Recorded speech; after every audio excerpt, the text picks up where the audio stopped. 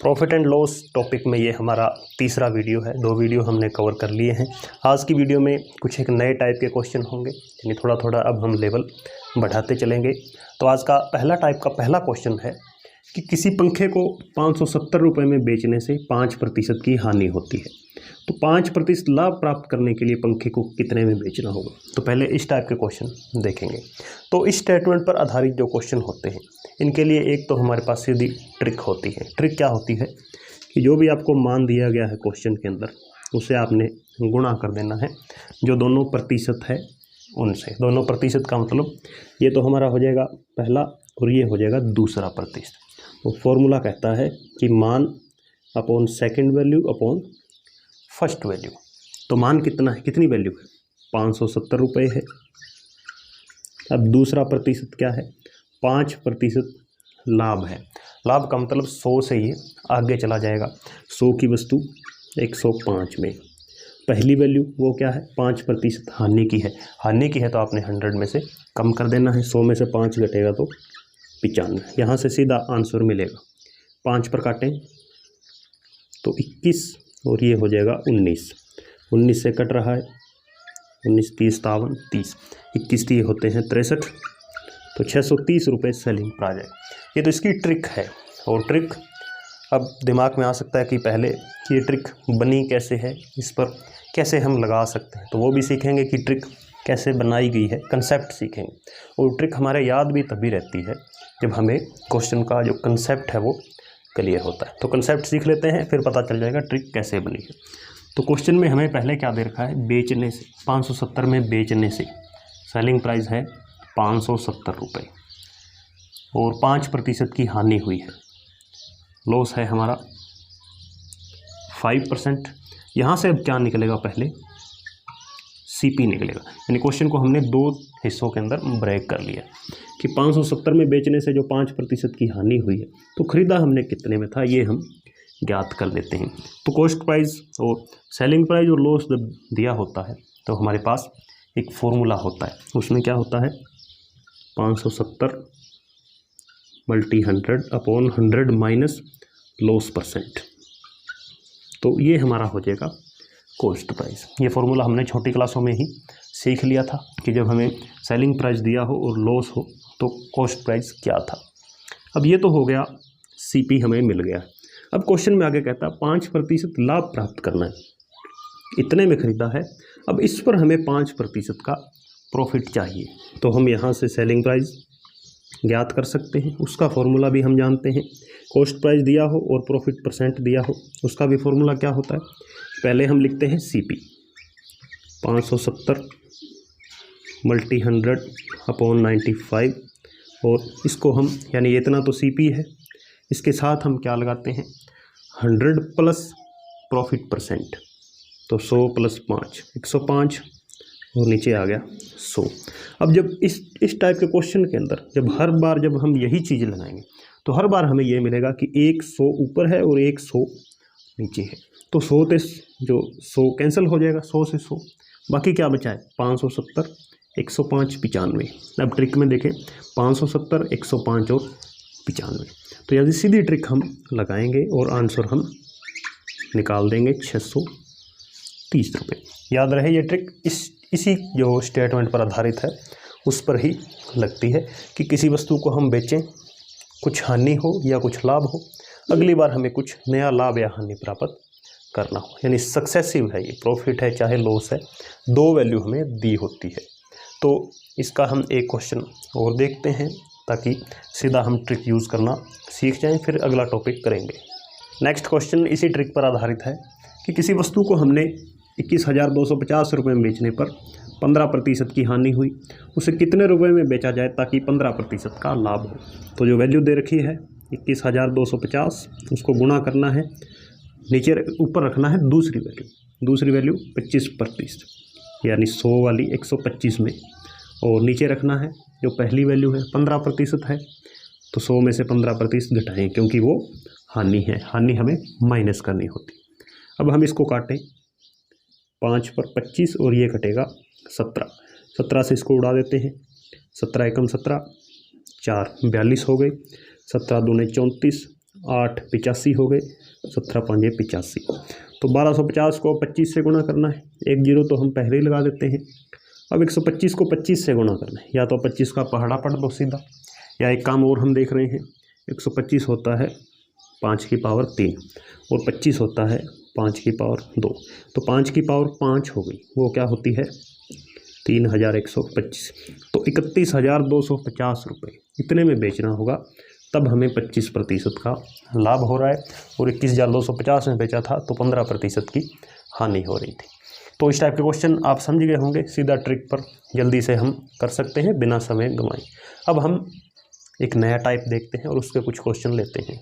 Profit loss में हमारे पास अगले इस टाइप के क्वेश्चन होंगे। क्वेश्चन किस तरह के हैं कि 12% लाभ लेकर एक वस्तु बेची गई, यदि इसे 18 रुपये ज़्यादा में बेच देते तो लाभ भी ज़्यादा कितना होता, 18% होता। 12% से 18% लाभ होता, क्रय मूल्य ज्ञात करना है। या एक हानि वाला देखें कि 7% घाटा सहकर एक वस्तु बेचा गया, यदि इसे 9% मुनाफा लेकर बेचा होता तो 64 रुपये ज़्यादा मिलते, क्रय मूल्य बताएं। इस टाइप के क्वेश्चन हालांकि काफ़ी इजी होते हैं, तो इनको हम कैसे कर सकते हैं, इसके लिए पहले तो आप एक लिस्ट बना सकते हैं कि यदि क्वेश्चन दोनों प्रॉफिट के हैं, यानी लाभ हो रहा है दोनों तरफ, फिर तो अब हम क्या करेंगे, माइनस करेंगे। यदि दोनों तरफ हानि हो रही है तो भी हम क्या करेंगे, हानि। यदि दोनों हो रहे हैं, यानी एक लाभ और एक हानि है, तब ये प्रतिशत हम जोड़ देंगे। तो ये तीनों चीज़ें आपने ध्यान रखनी है।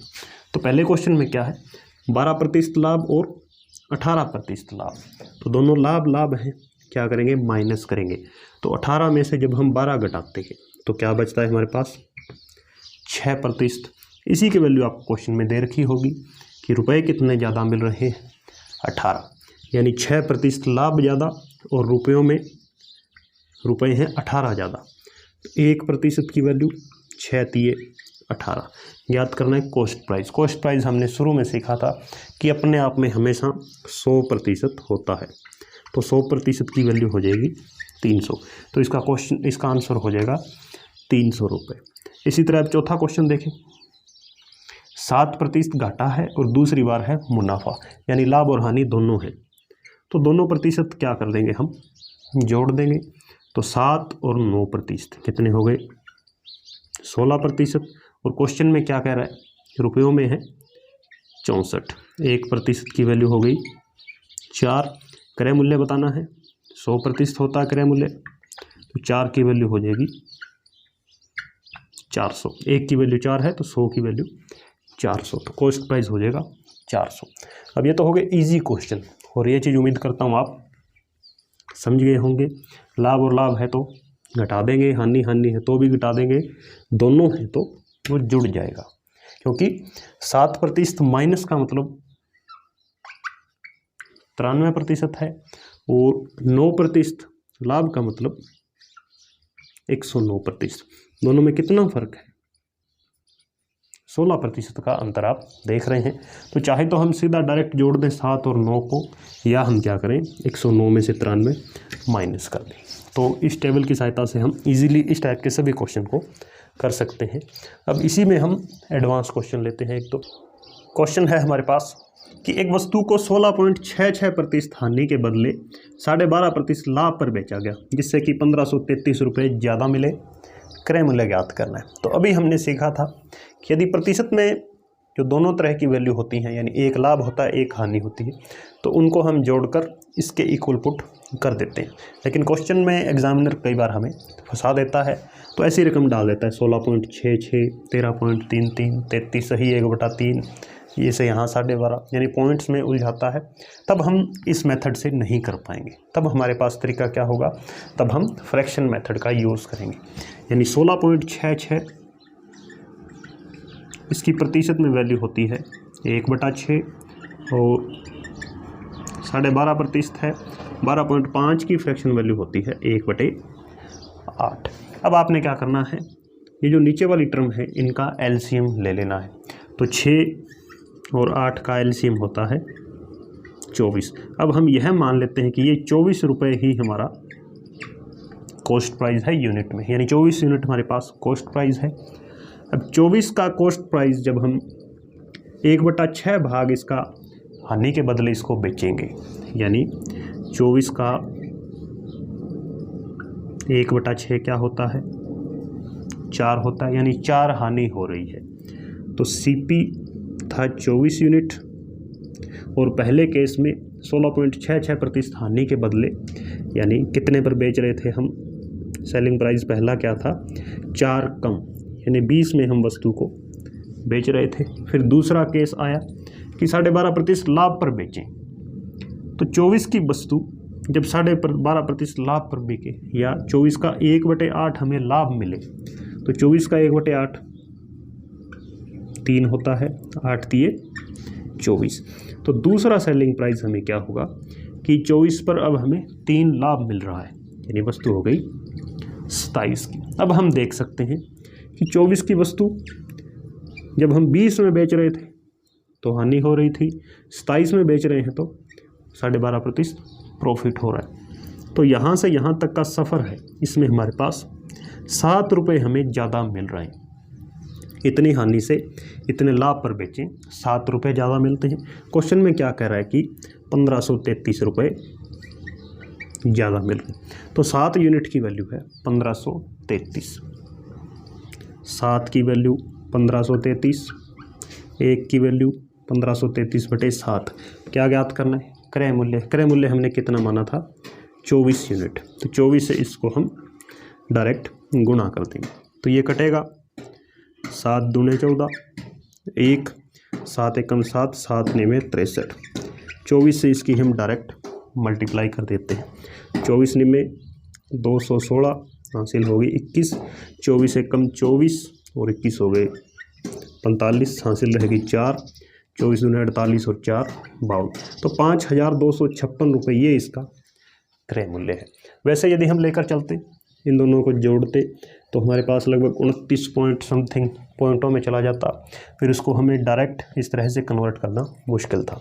तो ऐसे में हम क्या करेंगे, इनको फ्रैक्शन बना लेंगे और फ्रैक्शन बनाकर एलसीएम जो आएगा उसको कॉस्ट प्राइस मान लेंगे और फिर हम इस तरह से कंपेयर करके वैल्यू निकाल लेंगे।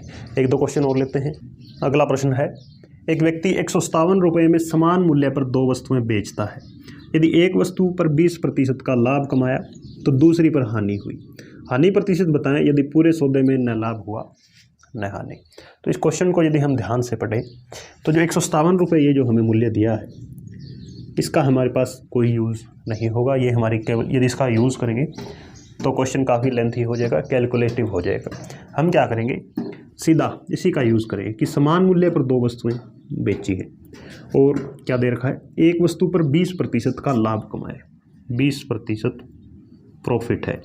तो 20% की फ्रैक्शन वैल्यू है यदि हम लें तो 1/5। इसका मतलब कि हमारा नीचे हमेशा क्या आता है, कॉस्ट प्राइस आता है, ऊपर क्या आता है, प्रॉफिट या लॉस। जो क्वेश्चन में हम वही लेते हैं। तो 2 वस्तुएं हैं, एक तरफ लिखेंगे CP, दूसरी तरफ SP। तो CP कितना आया है, यहाँ से यूनिट में पहली वस्तु का 5, 1 उस पर प्रॉफिट हुआ है, SP क्या हो जाएगा 6। 5 की वस्तु 6 में बिकी है। और क्वेश्चन में क्या कह रहा है कि जो दोनों वस्तुएं बेची हैं वे एक समान मूल्य पर बेची हैं, यानी दूसरे का सेलिंग प्राइस भी क्या होगा, 6 होगा।